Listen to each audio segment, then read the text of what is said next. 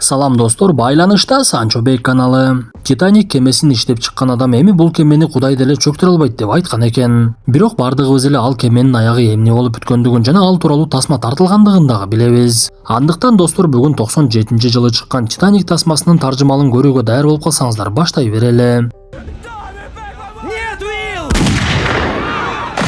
1996 Атлантика деңизи. Кенч излөөчү окумуштуу Брок Лаветтин кол астында изилдөө иши башталып, 1912 жылдын 15 апрелинде чөйүп кеткен Титаник кемесин издеп жүрүшкөн. Алардын көптөн берки аракетинен майнап чыгып, бул жолу 3820 метрлик тереңдиктен кеменин калдыктарын табышып, суу алдында жүрө турган аппараттары менен аракеттерин уланта башташат. Анткени каармандарыбыздын эң негизги максаты алар билген маалымат боюнча кемеде калып кеткен деңиздин жүрөгү аттуу аялдар тагынуучу баалуу ташты табыш болчу. Бактыга жараша бул жолку аракеттери оңунан чыгып, көздөгөн сейфти табышып, кубанычтары койнуна батпай дароо эле сейфти суунун үстүнө алып чыгып ачууга киришишет. Өкүнүчтүүсү сейфтин ичинен кагаздардан башка эч нерсе чыккан жок. Бирок каармандарыбыз жанагы кагазды жууп тазалап жатып, ал жерден жыңалач кыздын сүрөтүн көрүшүп, сүрөттөгү кыздын мойнундагы баалуу таш каармандарыбыз издеп жаткан кенчке аябай окшош экендигин байкашат. Ошол убакта эле тасма башка жака бурулуп, биз 101 жаштагы Роза Келверт деген чоң апаны көрөбүз. Ал өз иши менен алек болуп жатып, сыналгыдагы жаңылыкты көрүп, теле берүү буга чейин окумуштуулар тапкан кыздын сүрөтү тууралуу болуп жаткандыгын көрөт. Анда чоң апа дароо эле окумуштууга коңгуроо кылып, бул сүрөттөгү кыз менмин деп Брок Лаветтин оозун ачырды. Муну уккан каарманыбыз дароо эле Роза Келвертти өзүнүн кемесине чакырып, чоң апа небереси Лизи менен келип кеменин бөлмөлөрүнүн бирине жайгашат. Анда каарманыбыз дароо эле Роза Келвертке ар кандай суроолорду бере баштады. Анткени алар билген маалымат боюнча чөйүп кеткен кемеден тирүү калгандардын бардыгы бул убакта көз жумушкан болчу.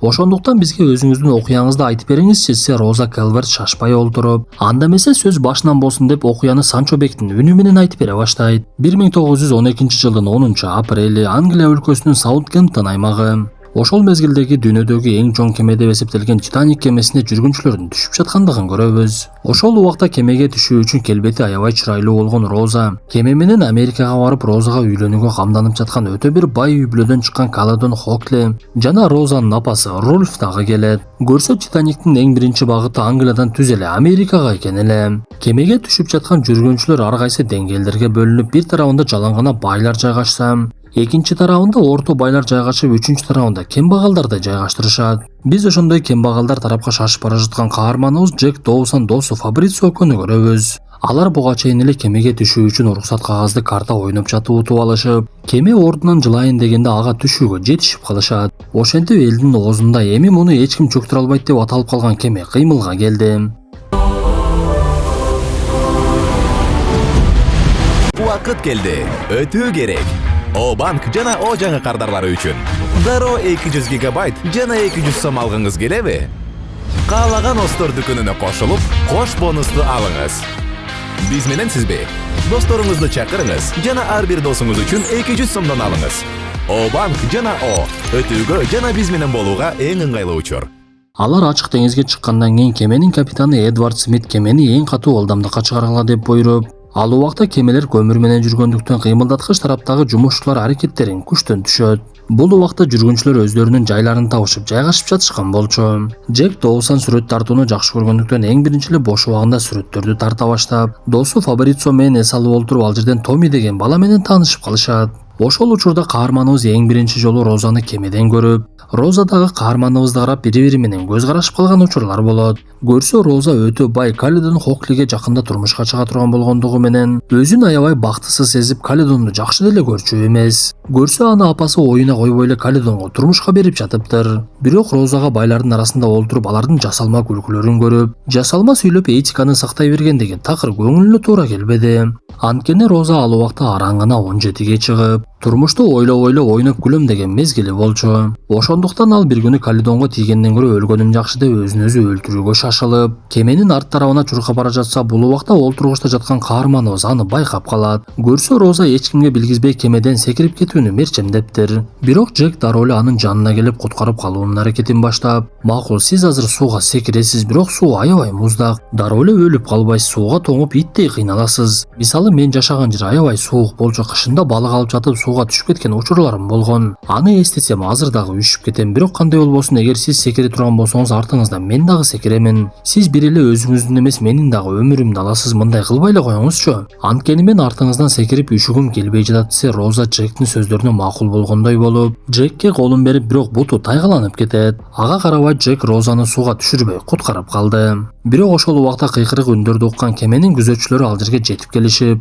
каармандарыбызды Джек Розага ырдык көрсөтүп жаткандай абалда табышат. Я свалилась бы за борт, но мистер Досон спас меня и сам чуть не свалился в воду. Окуя болгон жерге Келладан жетип келип маселени териштирип жатканда каарманыбызга Роза болушуп, бирок өзүнүн секиримдеги максатын айтпай эле мен болгону тайып жыгылып түштүм. Джек болбогондо сууга түшүп кетмек, мен андан көрө ага ыраазычылык билдирчи. Мен үчүн рахматыңды айтып койсоң болбойбу десе, Келладан Джекти аябай жаман көрүп, бирок эртеси күнкү түшкү тамактанууга чакырат. Ошол эле түнү Келладан Розага келип, менин сага белегим бар эле, үйлөнүү тойдо беремин деп жатканмын, бирок чыдай албай жатамын. Сага азыр эле белек кылайынчы деп буга чейин сөз болуп жаткан деңиздин жүрөгү аттуу баалуу ташты берет. Белегин бергенче Келладан Розага мен сени аябай жакшы көрөмүн, бирок эмнегедир мага жүрөгүңдү ачпай жаткандайсың. Сураныч, сезимдериңди мен жака бур десе, Роза унчукпай калат. Анткени анын оюнан Джек такыр кетпей, эртеси күнү өзү барып каарманыбызга жолугат. Роза Джекке кечеги күн үчүн ыраазычылык билдирип, бирок ичинин чындыгында Джек менен баарлашууга келгендиги байкалат. Анткени ал Джекке жакында турмушка чыга тургандыгын айтып, бирок чындыгында чыккысы келбей жаткандыгын дагы түшүндүрүп, мен бир чечимге келе албай жатам десе, Джек эчтекеге карабай эле сен деги аны сүйөсүңбү деген суроосун берет. Муну уккан Роза аябай эле башкача болуп кетти. Анткени байлар чөйрөсүндө мындай суроолорду берүү маданиятсыздыкка жатчу. Ошондуктан Розага Джектин ачык айрымдыгы жагып, анан дагы Джектин тарткан сүрөттөрүнө таң калып, Роза дагы сүрөттөрдү жакшы көргөндүктөн Джек анын көзүнө мыкты эркектей көрүндү. Ошентип алар убакытты көңүлдүү өткөрүп, өмүрү түкүрүп көрбөгөн Розага Джек жада калса какырганды үйрөтүп, жыргап жаткан мезгилде Розанын апасы Рольф каармандарыбызды курбулары менен көрүп калат. Анда апасынын курбуларынын баарына Джек жаккандыгы менен апасы Рольфка такыр жакпады. Анткени ал кызын бир гана бай Келладанга берем деген максаты бар болчу. Бирок ошол учурда бай аялдардын бири Маргарет Джекти өзү менен алып жөнөп, сен бүгүн биз тарапка тамактанууга келет экенсиң го, мен сага ылайыктуу кийим берейин. Балама атайын кийим алып алдым эле, ошону кийип бар деп каарманыбызга ал костюмшум аябай ылайык келип, жалаң гана байлар тамактануучу жайга барып Маргарет ал жердин тартибин түшүндүрүп, бул жердегилердин бардыгы акчаны өлү жакшы көрүшөт. Сен дагы калп эле баймын деп койсоң дароо эле катарларына кошуп алышат деп каарманыбызга чын жүрөктөн мамиле кылып жаткандыгын көргөзөт. Розанын апасы Рольф болсо каарманыбызды уят кароону каалап, арганда 3 буруштук суроолорду берип, Джекти кемсинтүүнүн аракетин көрүп, бирок каарманыбыз өтө маданияттуулук менен жооп берип, ал жерде олтургандардын сүймөнчүлүгүнө ээ болот. Ошентип олтургандар тарай башташып, каарманыбыз дагы өзү тарапка жөнөп, Роза менен коштошуп жатып, Зина Жоробекти жолугушууга сааттын жанына чакыргандай эле каарманыбыз дагы Розага кагаз таштап кетет. Живи сегодняшним днем, встретимся у часов. Анда Роза дароо эле Джек айткан жерге барса, Джек каарманыбызга чыныгы майрамдыкты көрсөтүүнү каалаган экен. Анткени байлар тарапта аябай зеригиштүү болуп, каарманыбыз жашаган жакта өтө башкача майрамдашып, эч бири эч кимисин сын көзү менен карабай, эч кимдин акчасын дагы санабай, чын жүрөктөн бийлеп жаткандарын көрүп, Розага аябай жагат. Ошондуктан ал дагы дароо эле бийге аралашып, жушестен ичишип, бир топко чейин бийлеп жыргашып, кечти көңүлдүү өткөрүштү. Бирок бул убакта Келладандын жардамчысы Лавджой Розанын кайда жүргөндүгүн көрүп калган эле. Ошондуктан эртеси күнү ызы чуу башталып, Келладан Розаны урушуп, сен деген мага турмушка чыга турган кызсың го, темселеп каяктарда жүрөсүң? Экинчи мындай кылыктарыңды көрбөйүн деп каарманыбызга катуу эскертүүсүн берет. Ал аз келгенсип Розаны апасы дагы урушуп, атаң өлгөндөн кийин биздин карыздарыбыздан башка эчтекебиз жок. Келладанга турмушка чыксаң карыздарды кутулууга мүмкүнчүлүк бар го. Эмнеге өзүмчүлдүк кылып жатасың, мени деле ойлоп койчу. Мындай кылыктарыңды токтот десе, Роза чындап эле аябай көп ойлонуп, эми Джектен качып ага жолукпай турган болуп калды. Анда Джек эчтекени түшүнбөй, эмнеге андан Роза качып жаткандыгына башы жетпей, көпкө ойлонуп кеменин алды тарабында турган мезгилде Роза өзү келет. Ал Джекке кайрылып, мен эми бир чечимге келдим, буга чейин көп ойлонуп толгондум. Чындыгында сен айткандай бүгүнкү күн менен жашаш керек экендигин билдим. Менин тандоом сенсиң дегендей кылса, Джек аны өзүнө чакырып, аны кеменин алдына алып чыгып, колуңду жайсаң деп колтуктарын кургата башташат. Бул күн 1912 жылдын 14 апрели эле.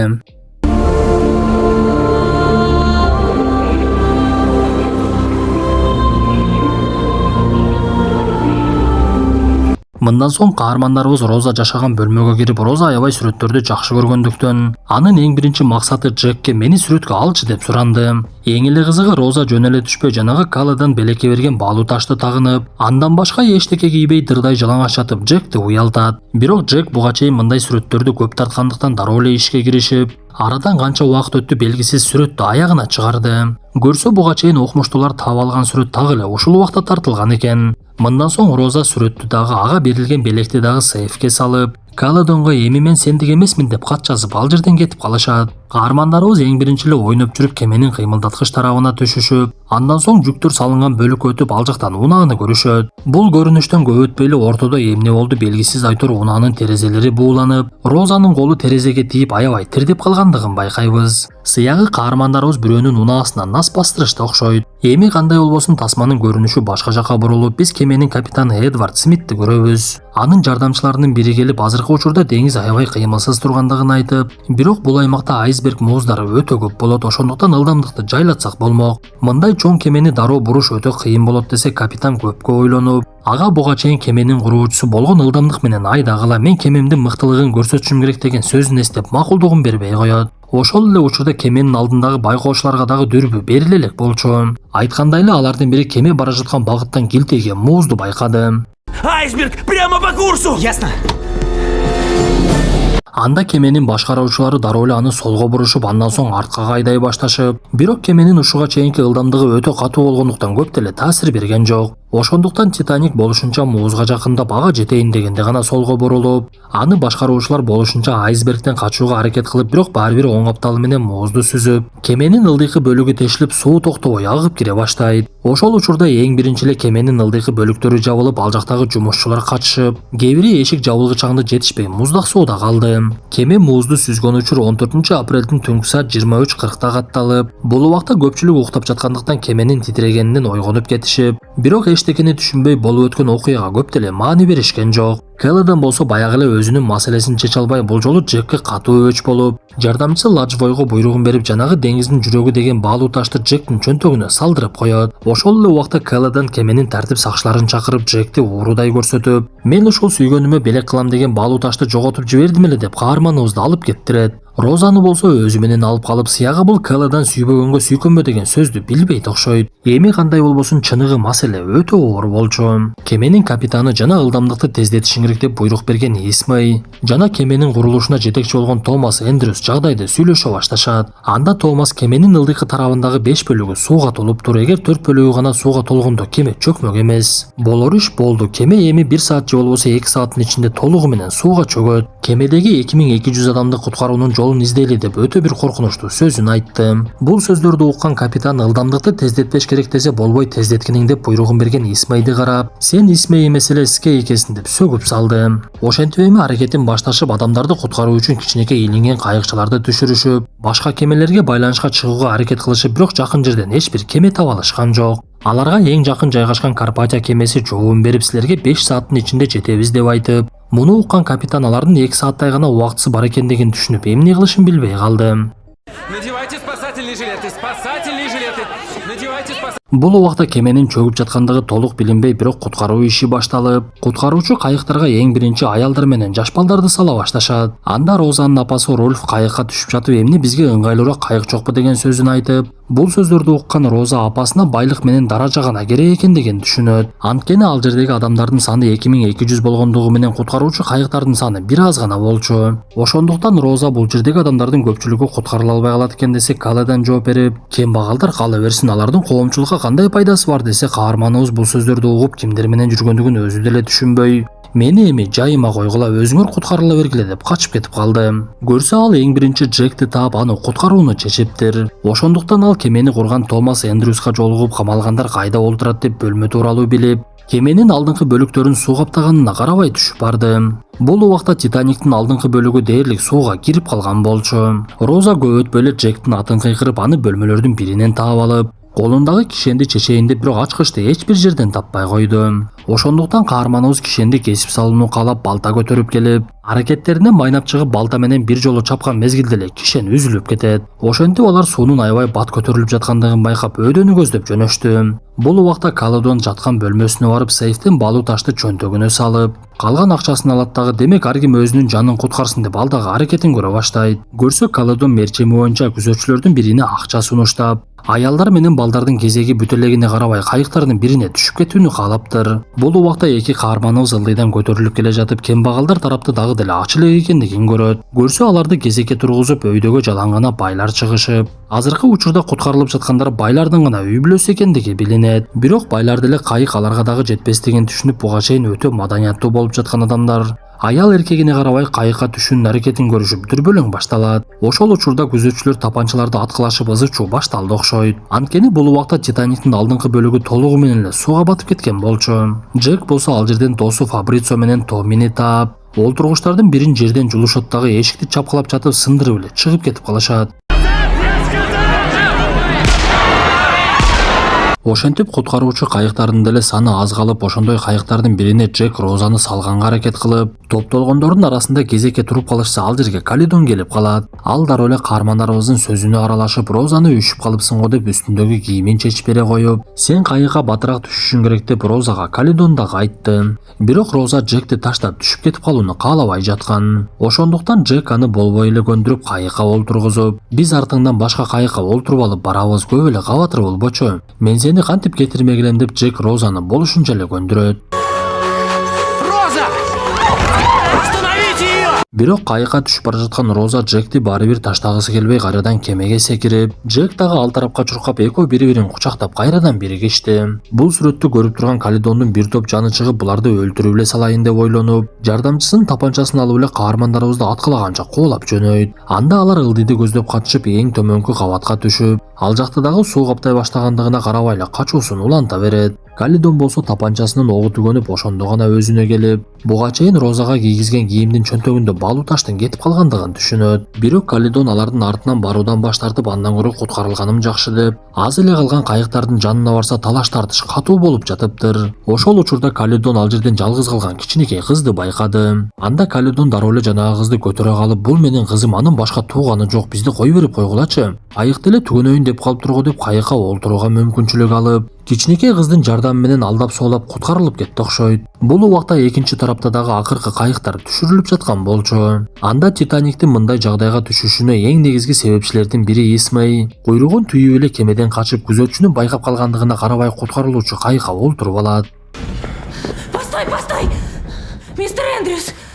Бул убакта качып жүргөн каармандарыбыз ал жерден кеменин курулушуна жетекчилик кылган Томас Эндрюстү көрүшөт. Ал өзүн куткарууга деле аракет кылбай өлүмүн күтүп жатыптыр. Көрсө, бул адам кемени куруп жатканда куткаруучу кайыктардын санын көбүрөөк кылышыбыз керек десе, анын сөзүн дагы угушпай, жанагы эле Исмей кайыктардын санын аз кылып койгон экен. Ошондуктан Томас өлгөн жүргүнчүлөрдүн алдында өзүн күнөөкөр сезип куткарылууну каалабаптыр. Ал эле эмес, кеменин капитаны Эдвард Смит дагы эле ушундай абалда болуп, анын жанынан наристесин көтөргөн аял мен эми кайда барамын, мени ким куткарат десе, капитан жооп бере албай, өзүнүн бөлмөсүнө кирип кеменин чөгүүсүн күтө баштайт. Бул убак 15 апрелдин түнкү саат 2 чамасы болчу. Кеменин жарымы дээрлик толугу менен сууга кирип, арткы тарабы көтөрүлө баштап, жүргүнчүлөрдүн арасынан дагы кээ бири куткарылууга мүмкүнчүлүк жок экендигин түшүнүп, өлүмгө даярданышып, бири-бирине акыркы сөздөрүн айтып камдана башташат. Джек менен Роза болсо көтөрүлүп бара жаткан кеменин арткы тарабына чуркашып, убакыт өткөн сайын кеменин арткы тарабы тикелене баштады. Анда каармандарыбыз эң биринчи жолу таанышкан кеменин эң арткы тарабына келип туруп калышты.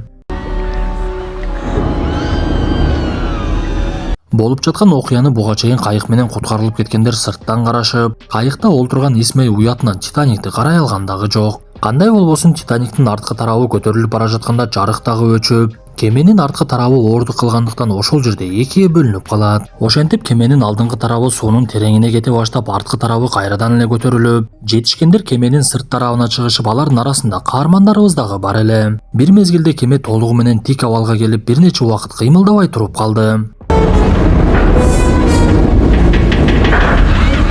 Бирок бир мезгилде кеме кайрадан сууга кире баштап, бул Титаниктин акыркы мүнөттөрү экендиги белгилүү болуп, каармандарыбыз сууга түшүүгө даярдыгын көрүшүп камдана башташты.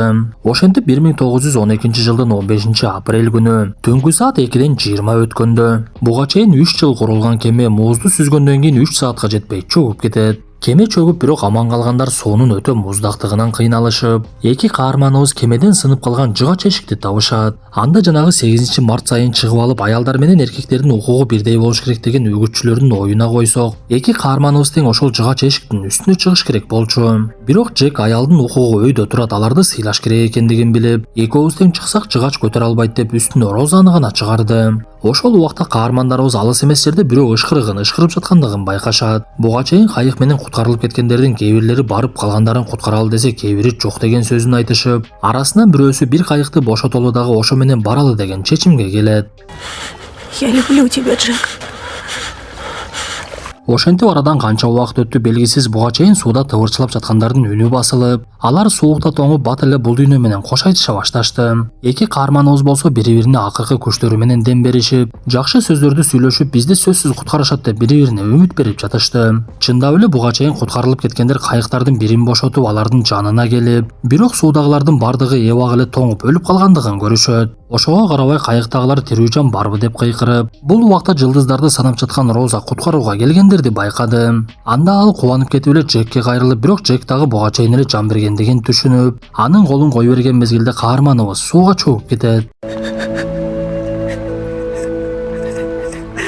Анда Роза дагы катуу тоңуп калгандыктан үнү чыкпай, буга чейин ышкырыкчан адамдын жанына сүзүп барып, анын ышкырыгын алып эле куткаруучуларга белги бере баштады. Ошентип ал жерге келгендер Роза менен кошо дагы 5 адамды куткарышып, болжолдуу түрдө 1,5 миң адам сууда тоңуп эле өлүп калышат. Бул окуялардан кийин арадан бир нече саат өтүп, тирүү калгандарды куткаруу үчүн ал жерге Карпатия кемеси жетип келип, Титаник чөгүп кеткенден кийин 2200 жүргүнчүнүн арасынан 700-ү тирүү калгандыгы билинет. Роза тирүү калгандардын арасынан Калидонду көрүп, бирок андан жашынып калып, апасына дагы жолуккусу келбей жашоосун толугу менен өзгөртүүнү чечип, атын Роза боюнча калтырып, бирок фамилиясын Джектикиндей кылып Роза Доусон болуп алат. Эң эле кызыгы, каарманыбыз Калидон кийгизген кийимдин чөнтөгүн карап, жанагы деңиздин жүрөгү аттуу баалуу ташты тапты. Бирок бул окуяларды айтып берип жаткан чоң апа баалуу таш тууралуу окумуштууларга эч нерсени айтпай, алардын кээ бири суроо салып, биз Джек Доусон тууралуу маалымат таппадыкпы? Ал кемеде болгон эмес экен десе, Роза жооп берип, албетте маалымат таппайсыздар, ал бирөөнүн билети менен кирген. Билетти карта ойноп жатып утуп алган деп айтып, анан дагы башынан өткөн окуяны эч кимге айтпай биринчи жолу гана айтып берип жаткандыгын айтат.